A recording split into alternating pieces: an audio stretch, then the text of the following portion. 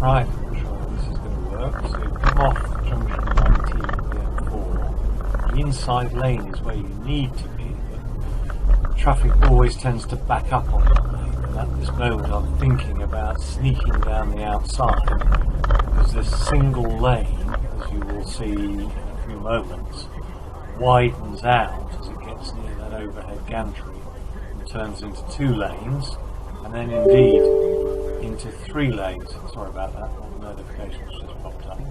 But effectively, having come off at junction 19 of the M4, you're now on the M32 and you're on the slip road of junction 3. Those cars are heading towards Bristol. We are following the signs off to the A4174. You see that BMW has decided to pull in early as well. In a few moments you'll see that there's some people leaving it to the last moment to just join the traffic stream. Your choice, depends upon the time of day. Driving in Bristol, some people say, is worse than London. Anyway, getting nearer to the junction now. Still not opened out into 2. You see there's quite a lot of traffic coming into Bristol at this time of night, even though it's after. The road's beginning to widen. No comments please on my driving style, but you check that it's clear. I then sneak out into the side here. See those 2 cars just pulling in. Cheeky.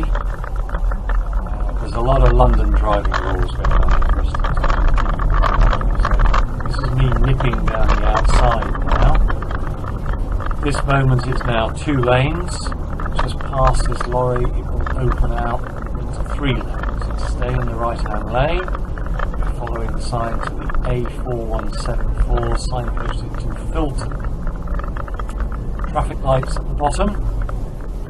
Quite a lot of people in this outside lane, despite it being marked on the road as being straight ahead, will turn left. So if you're in the middle lane, being a law-abiding individual, you may suddenly find someone cutting across your front. And my advice, I'm afraid to say, is stay in the right-hand lane. We're still in the late stages of rush hour, so we've actually got a lot of traffic. And goodness me, guess what? Both of those are going left, and surprise, surprise, they're not indicating. So 2 lanes here, going round the roundabout to the right. Traffic light control, but they're phased with the slip road. However, these ones coming up now, which is the the opposite direction, either left or right lane here is good.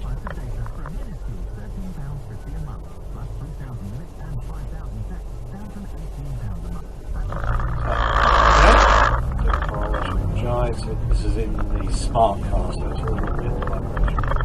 I've beaten them off the light, so I've just come over to the left. So it's a dual track, but on the left hand side is a 2+ lane. Keep on going up,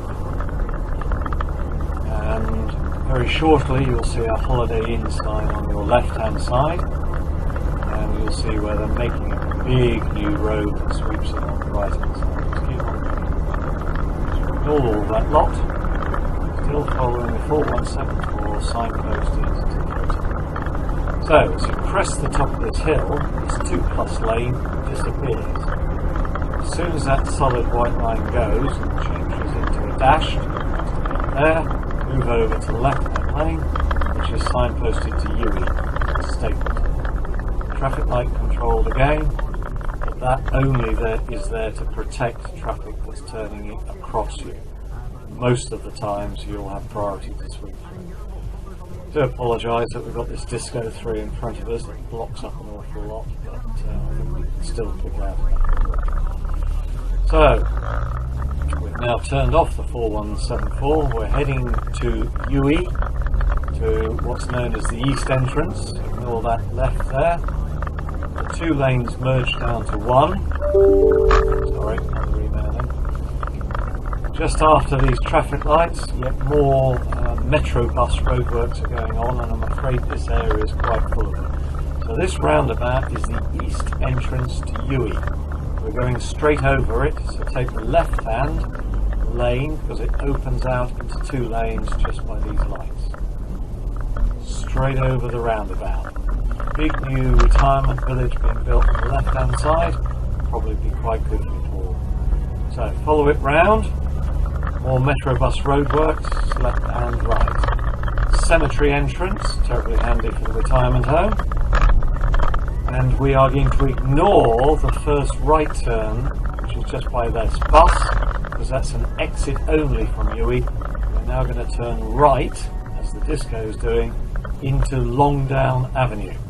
If you go on and you start to descend the hill, you've gone too far. At the 20 mile an hour sign, basically ignored by most people. Lots of speed tables, they're all fairly benign until the very last one at the top. So you'll find me even in the smart car taking the right paths. Coming up, wooded both sides, there's a bit of a housing estate, mature on the left hand side, Uwe is to your right. There's a cycle path coming up here, which is the main exit from Uwe on the right left, so be prepared for people crossing left and right here. This top speed table,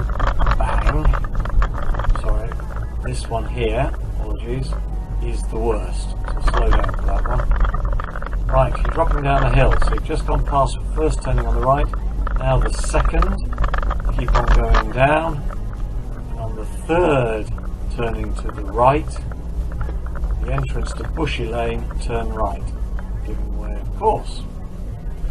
So, we're now into Bushy Lees, sorry. More bloody students trying to find somewhere to park. And we're going to turn left where these pedestrians are at left. Don't mow down the Ginger Cat, he's a bit of a feature for this area. So we turn left, this is now Platts Wood. Straight ahead of you now, you'll see my red Freelander parked outside 2 Platts W. Parking for Paul on the driveway, and I will move the Freelander back so that you mark and park in front of that when you arrive. So this is me reversed onto the driveway, and that's it, people. Okay, hope you followed that. I do apologise for the garbled commentary, but I'm making this up as we go along.